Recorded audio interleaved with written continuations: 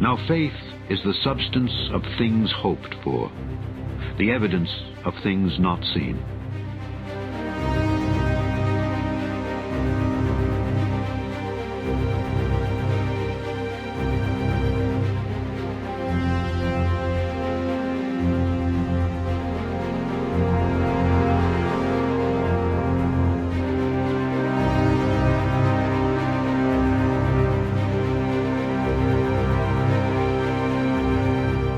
You have been anointed chief over the Lord's inheritance.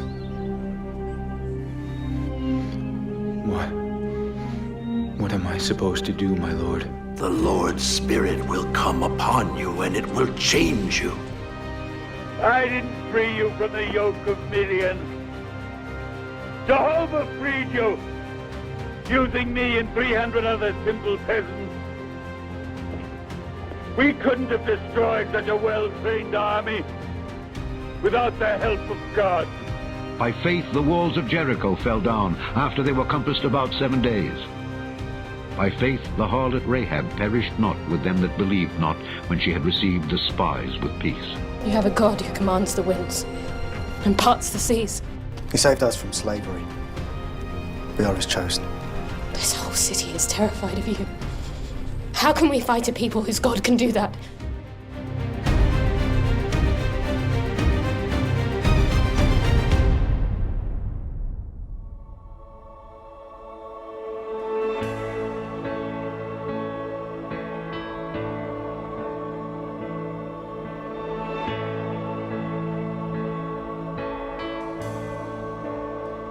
How great the chasm that lay between us, how high the mountain I could not climb.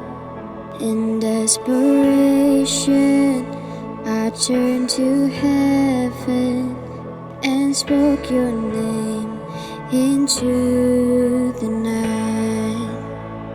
Then through the darkness, your loving kindness tore through the shadows of my soul.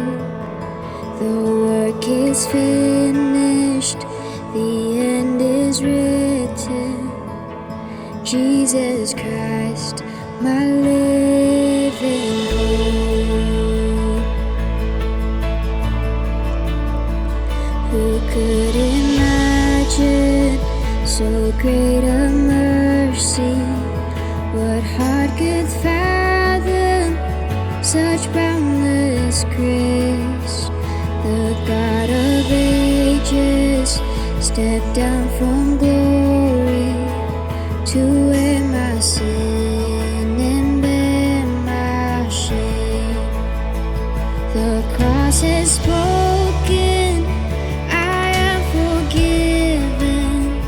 The King of Kings calls me his own. Beautiful Savior, I'm yours forever. Jesus Christ, my living hope. Hallelujah, praise the one who set me free. Hallelujah, death has lost its grip on me. You have broken every chain.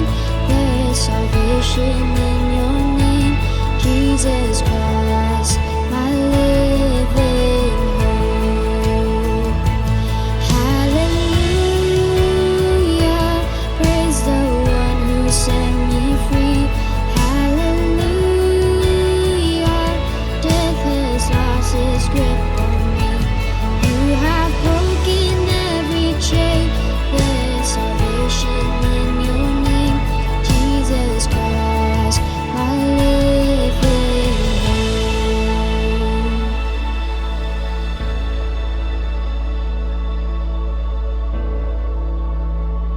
Then came the morning that sealed the promise. Your buried body began to breathe. Out of the silence, the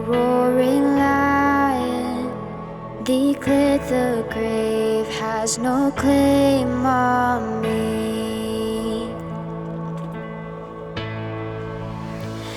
Then came the morning that sealed the promise. Your buried body began to breathe. Out of the silence, the roaring lion declared the grave has no claim on me. Jesus, yours is the victory.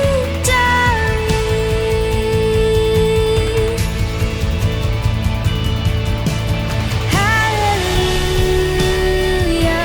praise the one who set me free. Hallelujah, death has lost its grip on me. You have broken every chain. There's salvation in your name, Jesus Christ, my living hope.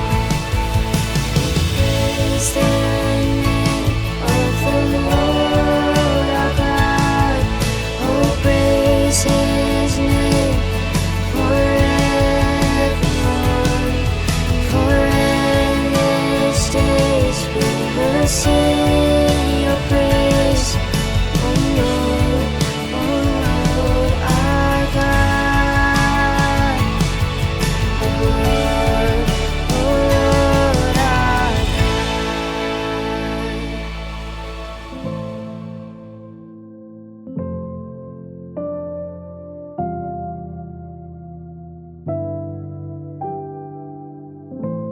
Salam Bapak Ibu, kita mengucap syukur hari ini kita masuk ke minggu kedua bulan Oktober, tanggal 13 Oktober 2024, dan kita masih melanjutkan seri khotbah tentang saksi iman dari Ibrani pasal 11. Hari ini saya akan membawakan tokoh Samuel, dan sebelum kita mendengar kebenaran firman Tuhan hari ini, mari kita berdoa. Bapa dalam surga, kami bersyukur karena Engkau memberikan inspirasi kepada penulis Ibrani untuk menuliskan tentang saksi-saksi iman, para pahlawan iman yang menjadi teladan bagi kami.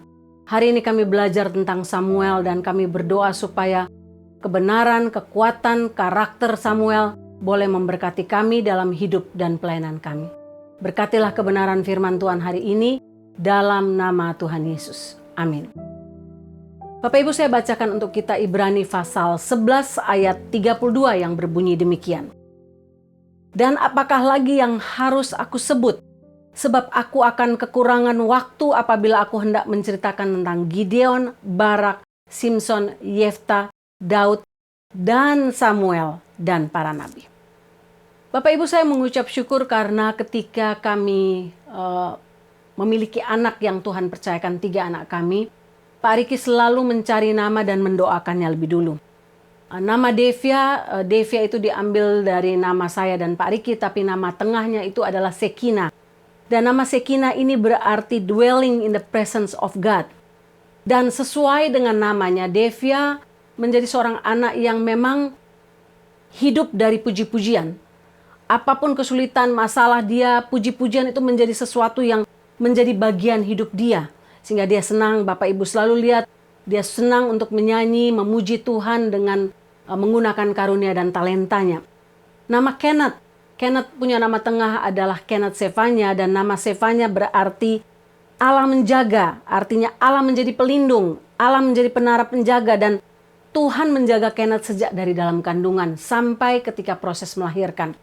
Saya ingat ketika proses melahirkan saya mengalami kesulitan ketika asma saya kambuh di tengah-tengah proses melahirkan. Dan nurse katakan bahwa saya tidak mungkin dibius karena kalau sampai saya dibius akan mengakibatkan kematian bagi saya. Dan Tuhan memang buat mujizat.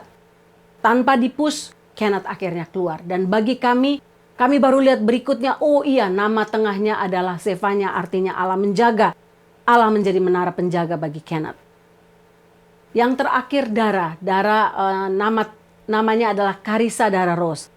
Benar-benar Dara menjadi karis, menjadi gift untuk kami yang diberikan Tuhan, menjadi seorang penghibur, menjadi seorang anak yang benar-benar merupakan anugerah dan pemberian Tuhan yang luar biasa dan spesial untuk kami. Bapak Ibu, saya nggak tahu bagaimana Bapak Ibu memberi nama anak Bapak Ibu. Apakah Bapak Ibu mendoakan atau itu warisan orang tua dan sebagainya. Tapi nama yang kita mau belajar hari ini, Samuel, diberikan nama oleh ibunya Hana sesuai dengan kondisi yang dialaminya. Nama Samuel artinya Allah mendengar. Dan sesuai dengan kejadian hidupnya, Allah mendengar doa Hana. Bapak Ibu tahu kisah tentang Hana. Hana adalah salah satu dari istri Elkana. Elkana punya dua istri, Hana dan Penina. Ketika Hana mandul dan tidak punya anak, Hana berdoa siang malam untuk mendapatkan seorang anak. Dan Tuhan mendengar doanya dan memberikan dia anak yang dia beri nama Samuel. Artinya Allah mendengar. Bapak Ibu, sejak kecil Samuel hidup dalam didikan atau dalam asuhan Imam Eli. Dan dalam asuhan Imam Eli ini dia belajar untuk taat, belajar untuk mendengar suara Tuhan, belajar untuk hidup dalam kesetiaan dan belajar melayani. Karena Samuel dipersembahkan oleh Hana sebagai anak Nazar. Bapak Ibu, hari ini kita belajar tentang tokoh Samuel yang adalah seorang nabi. Dia menjadi penyambung lidah Allah bagi umat Israel pada masa itu. Dia menjadi hakim terakhir di antara bangsa Israel sebelum raja-raja dipilih, Raja Saul, Raja Daud, dan seterusnya dipilih. Sehingga hari ini kita belajar bagaimana kehidupan Samuel, karakter Samuel, sungguh menjadi berkat sehingga dia masuk dalam warisan saksi iman dalam Ibrani pasal 11. Sebagai nabi dan hakim, Samuel menyelesaikan perselisihan di antara rakyat Israel. Dan secara tidak resmi dia sebenarnya menjadi raja, memimpin negara ini sebelum raja dipilih. Dan Tuhan memberikan kepercayaan yang spesial ketika Samuel menjadi orang yang menunjuk dua raja pertama. Itulah Raja Saul dan Raja Daud. Dia adalah seorang yang jujur, yang terkenal karena jujur dan tegas terhadap dosa. Samuel seorang yang luar biasa dan patut diteladani sebagai saksi iman. Orang tanya bagaimana dengan kelemahan Samuel? Ada banyak kelemahan Samuel Bapak Ibu. Tapi hal ini tidak akan saya angkat dalam khotbah saya karena saya hanya akan memfokuskannya kepada kekuatan karakter dia. Yang pertama, apa yang kita belajar dari kekuatan karakter Samuel?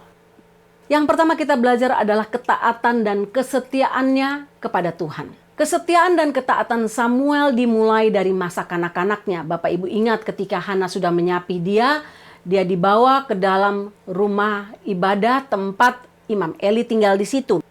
Dan dia belajar untuk taat kepada Imam Eli. Bapak Ibu bisa baca dalam 1 Samuel 3 ayat 1-9.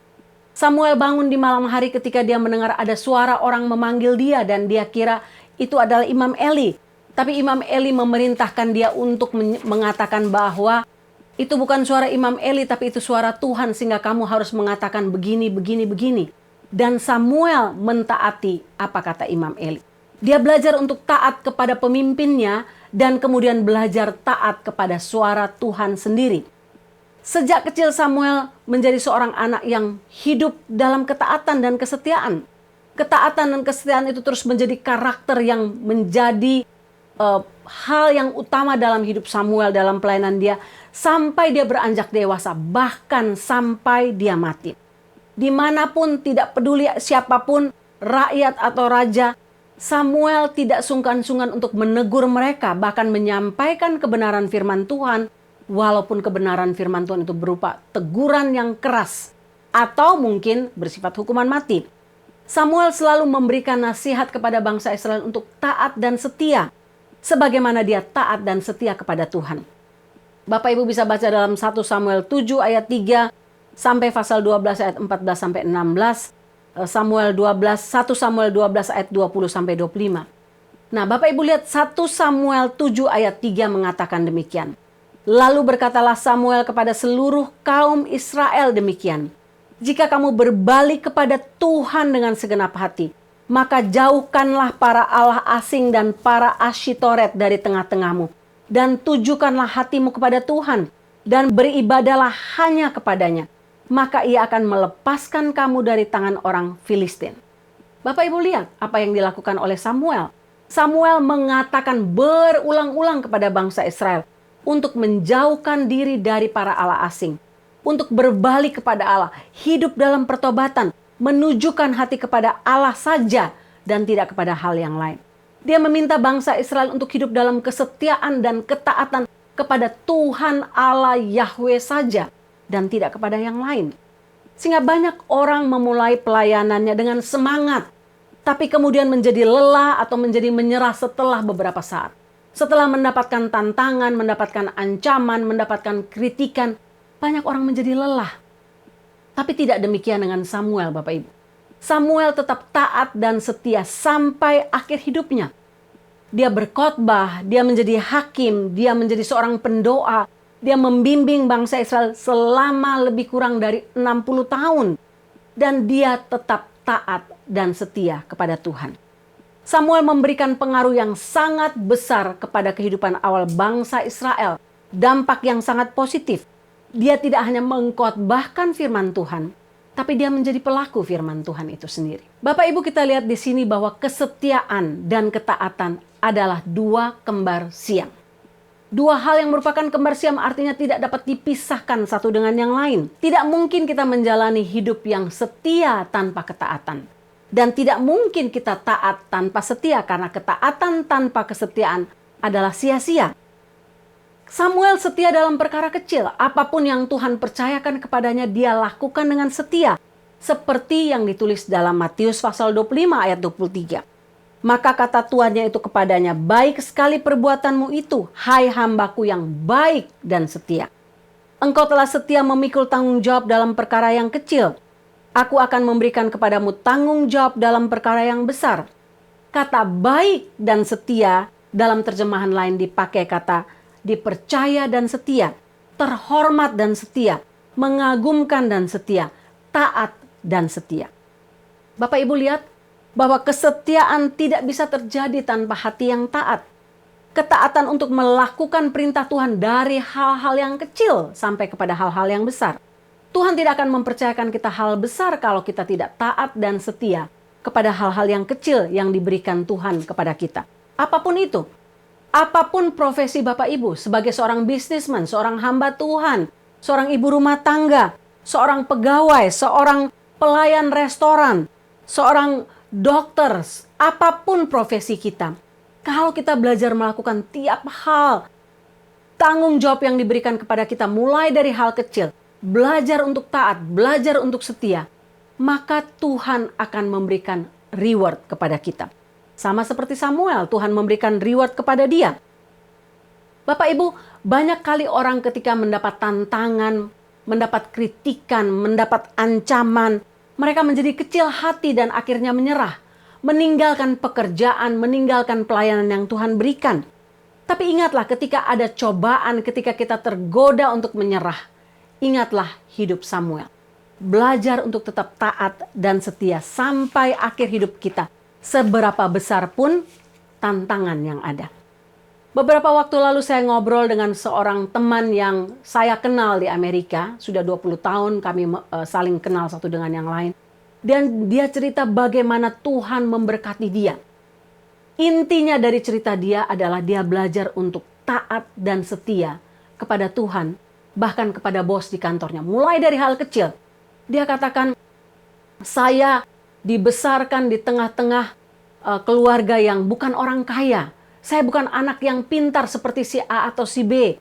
Saya punya SD di samping sungai kecil yang mungkin tidak dikenal orang SD itu.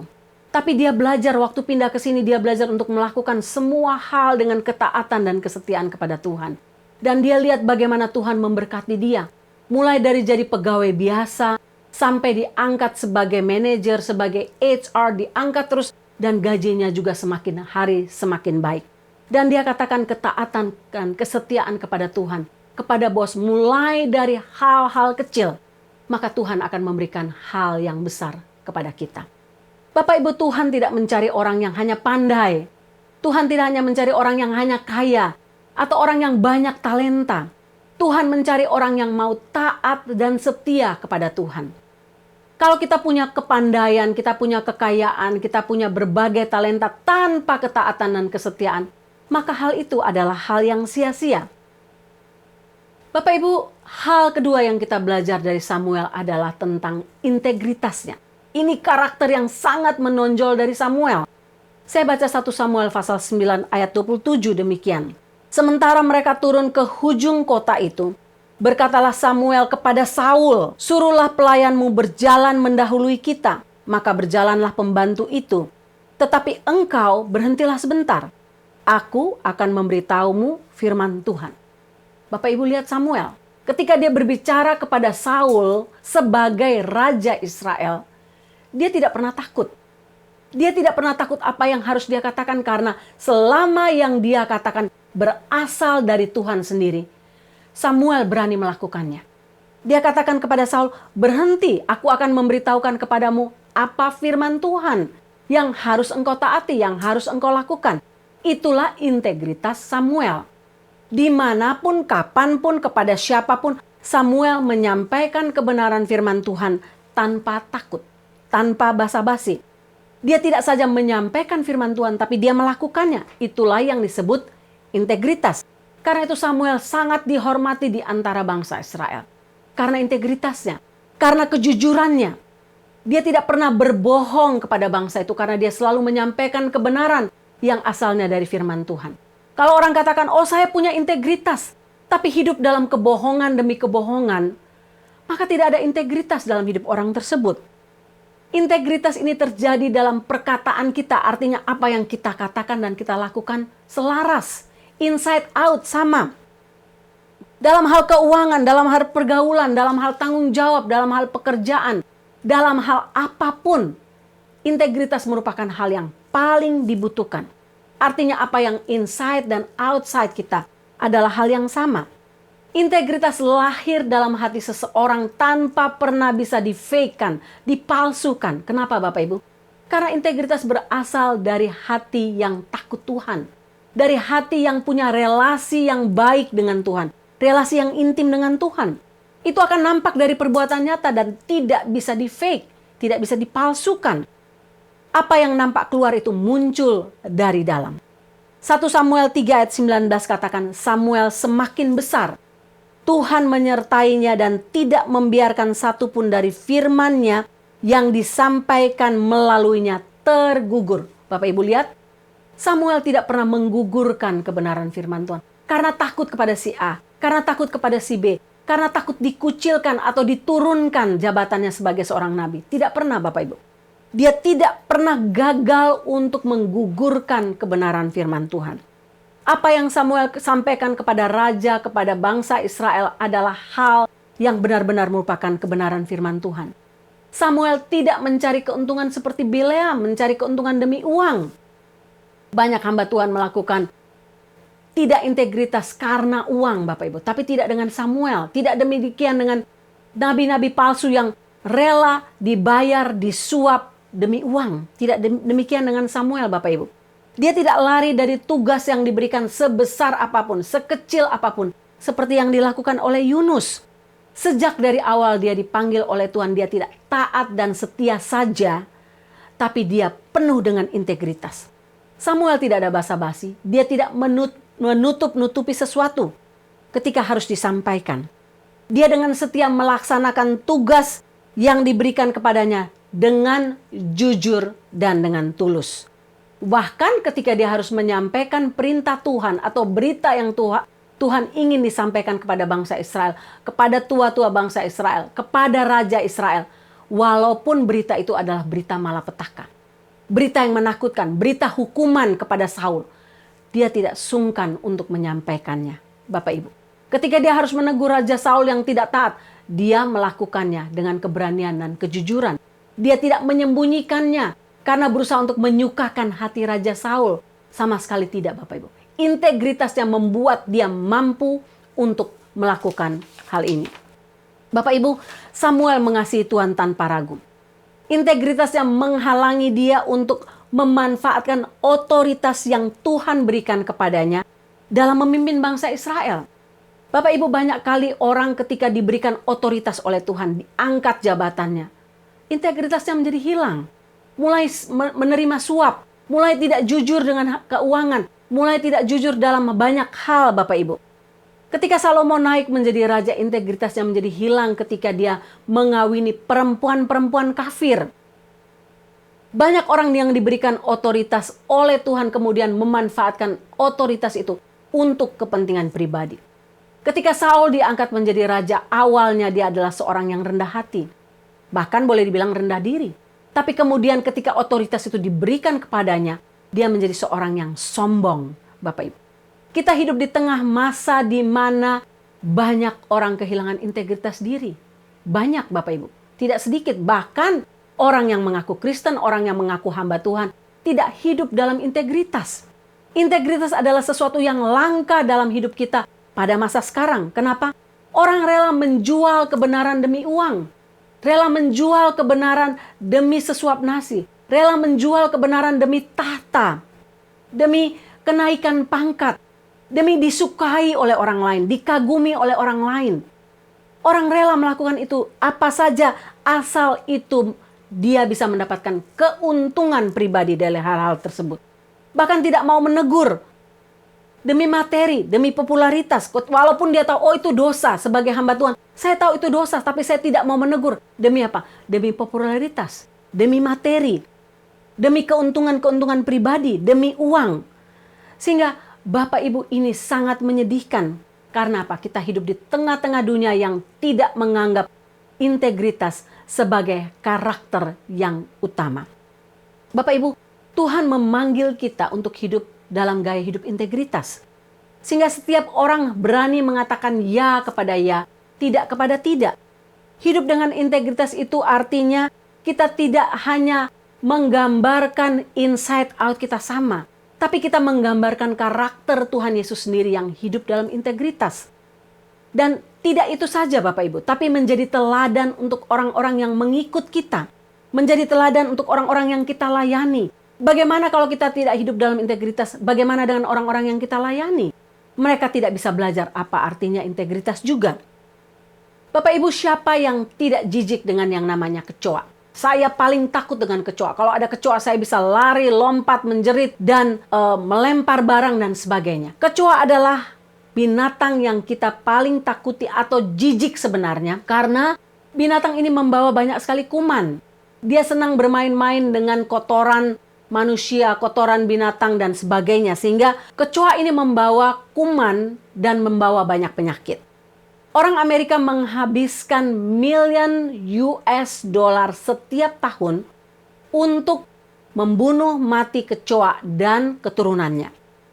Tidak hanya kecoa, tidak hanya di dapur, tidak hanya di kamar mandi, tapi yang mengerikan adalah kecoa di perpustakaan. Kalau Bapak Ibu pergi ke perpustakaan dan Bapak Ibu buka buku-buku yang lama, Bapak Ibu akan melihat getah berwarna coklat di sana.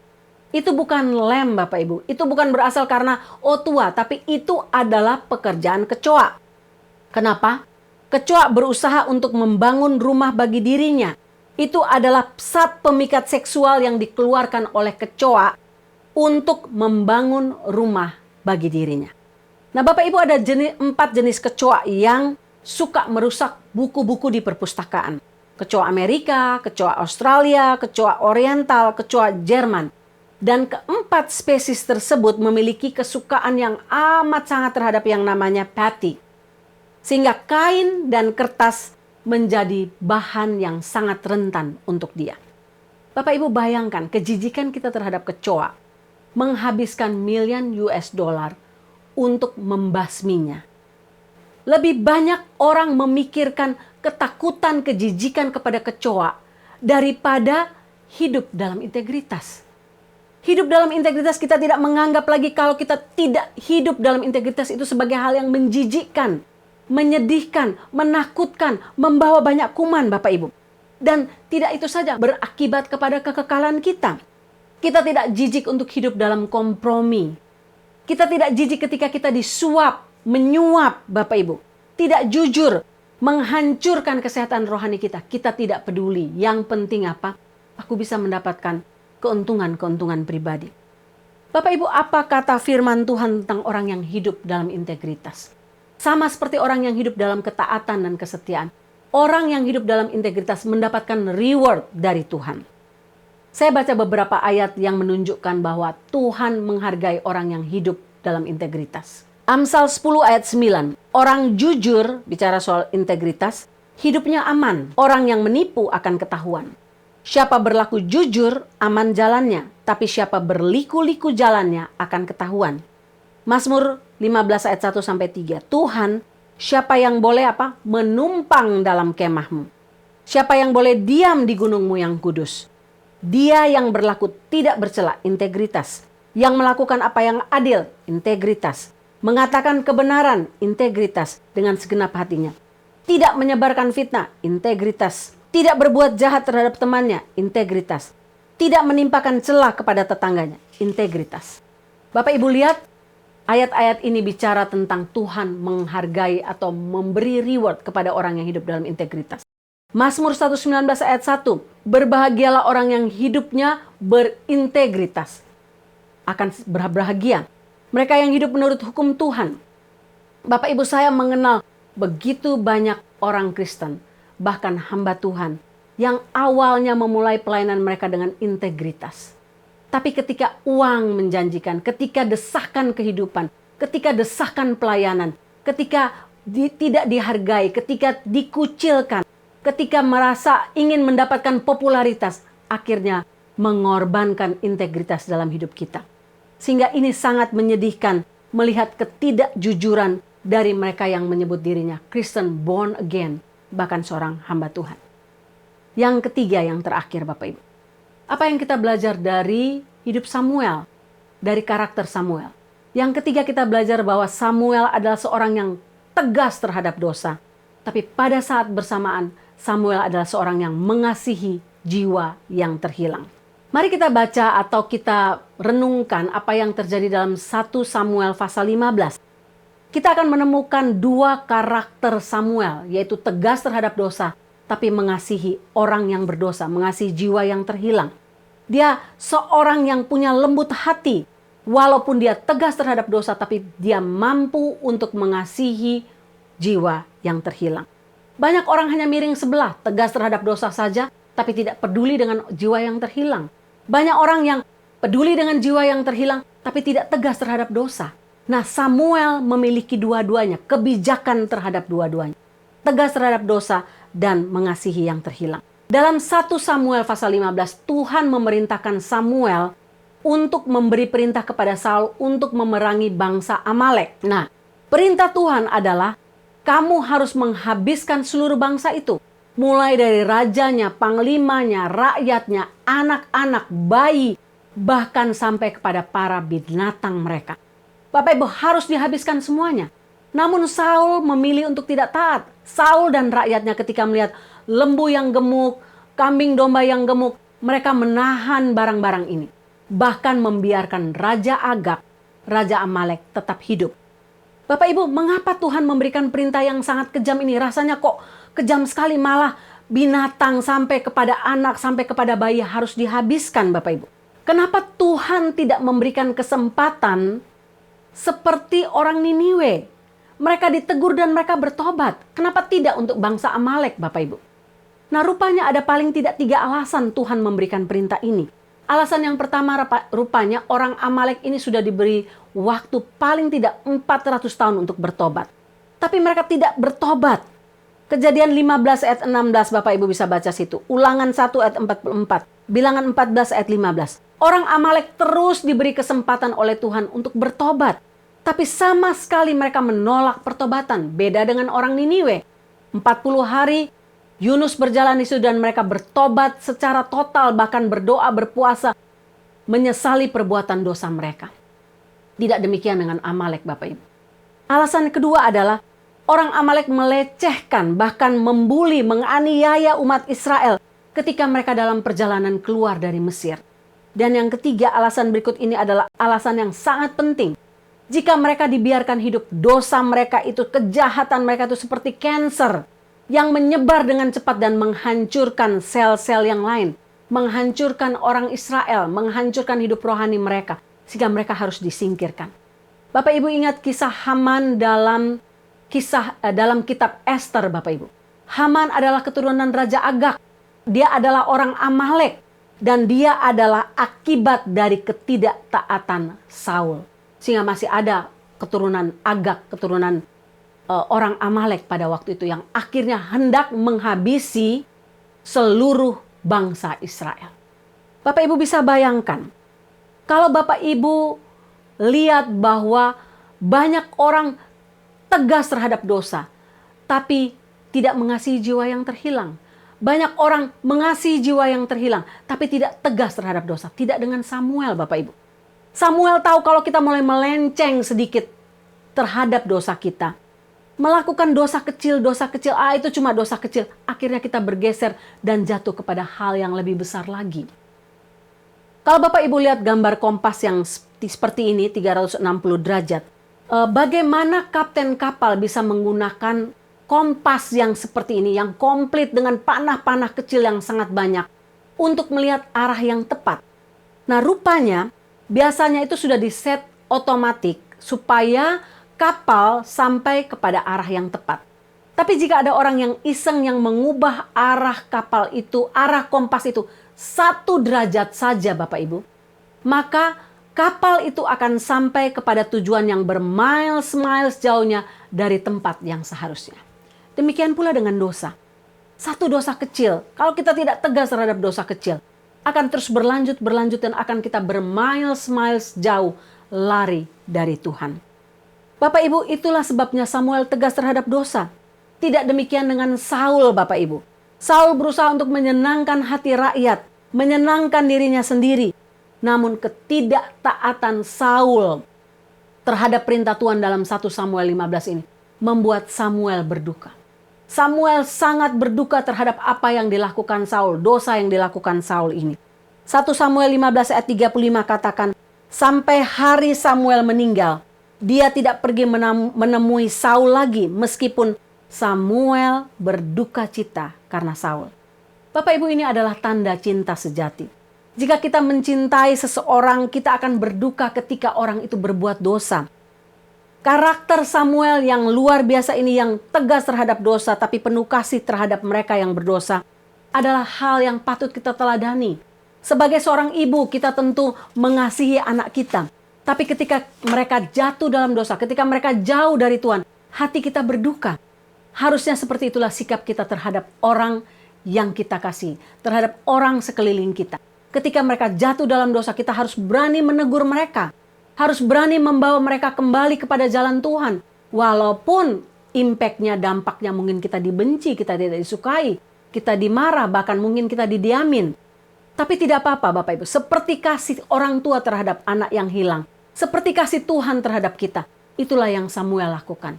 Tegas terhadap dosa, tapi mengasihi jiwa yang terhilang. Bapak Ibu, saya menutup firman Tuhan ini dengan pertanyaan untuk kita renungkan. Maukah kita meneladani Samuel dalam ketaatan dan kesetiaannya? Maukah kita meneladani dia dalam integritasnya? Maukah kita meneladani Samuel dalam hal ketegasannya dalam menegur dosa? Dan pada saat yang bersamaan mengasihi jiwa yang terhilang. Bapak Ibu tahu ketika kita meninggal nanti orang tidak akan mengingat, oh berapa banyak harta kita punya. Berapa banyak kesuksesan kita raih dalam dunia ini. Tidak sama sekali Bapak Ibu. Yang orang akan ingat adalah karakter kita. Maukah Bapak Ibu orang mengingat Bapak Ibu bukan karena karakter yang baik. Tapi karena tidak integritas kita, tidak setia, selalu tidak setia. Selalu tidak taat, selalu melawan. Selalu penuh dengan kompromi, tidak tegas terhadap dosa demi keuntungan-keuntungan pribadi. Maukah orang mengingat kita bukan seperti yang Amsal 22 ayat 1 katakan, nama baik lebih berharga daripada kekayaan besar. Dikasihi orang itu lebih berharga dari perak dan emas. Ketika kita sibuk mengejar perak dan emas, sibuk mengejar kekayaan besar, kita kehilangan nama baik. Kita kehilangan dikasihi orang. Ketika kita meninggal dunia satu waktu nanti, tidak ada orang yang mengasihi kita. Tidak ada orang yang mengenang kita karena dikasihi oleh kita atau mengasihi kita. Tidak ada orang yang mengenal kita atau mengenang kita karena dia punya nama baik, tapi sebaliknya reputasi yang jelek. Bapak Ibu bisa memilihnya, mentaati atau belajar ketaatan, kesetiaan, integritas, ketegasan terhadap dosa dan kasih terhadap orang yang berdosa dari Samuel atau sebaliknya. Mari kita berdoa. Bapa dalam surga, tidak gampang untuk melakukan kebenaran firman Tuhan ini, tapi hamba percaya jika kami hidup dalam relasi yang intim dengan Tuhan, kami sanggup untuk menghasilkan karakter seperti karakter Samuel. Kami sanggup menjadi saksi-saksi iman bagi keturunan kami. Sehingga anak-anak kami, keturunan kami, generasi muda bisa melihat, oh, saya meneladani seorang Sarah, saya meneladani seorang Samuel, saya meneladani seorang ABC, karena dia hidup dalam integritas, karena dia hidup dalam ketaatan dan kesetiaan, karena nama baik dia lebih berharga dari emas dan perak. Saya hidup dalam ketegasan terhadap dosa, tapi pada saat dan bersamaan saya mampu untuk mengasihi orang yang berbuat dosa. Tuhan, tolonglah kami untuk hidup dalam relasi yang intim dengan Tuhan, sehingga hal-hal ini, karakter ini dapat kami hasilkan tanpa di-fake, tanpa dipalsukan, muncul dari dalam hati kami sendiri sebagai hasil hubungan kami dengan Tuhan. Terpujilah namamu Tuhan, dalam nama Tuhan Yesus. Amin.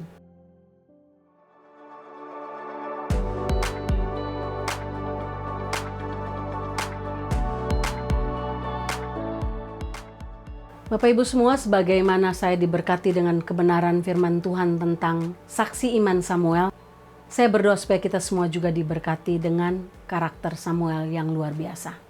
Kita akan mengakhiri ibadah kita, mari kita menundukkan kepala dan mengangkat hati kita untuk menerima berkat Tuhan. Tuhan memberkati engkau dan melindungi engkau. Tuhan menyinari engkau dengan wajah-Nya dan memberi engkau kasih karunia. Tuhan menghadapkan wajah-Nya kepadamu dan memberi engkau damai sejahtera. Amin.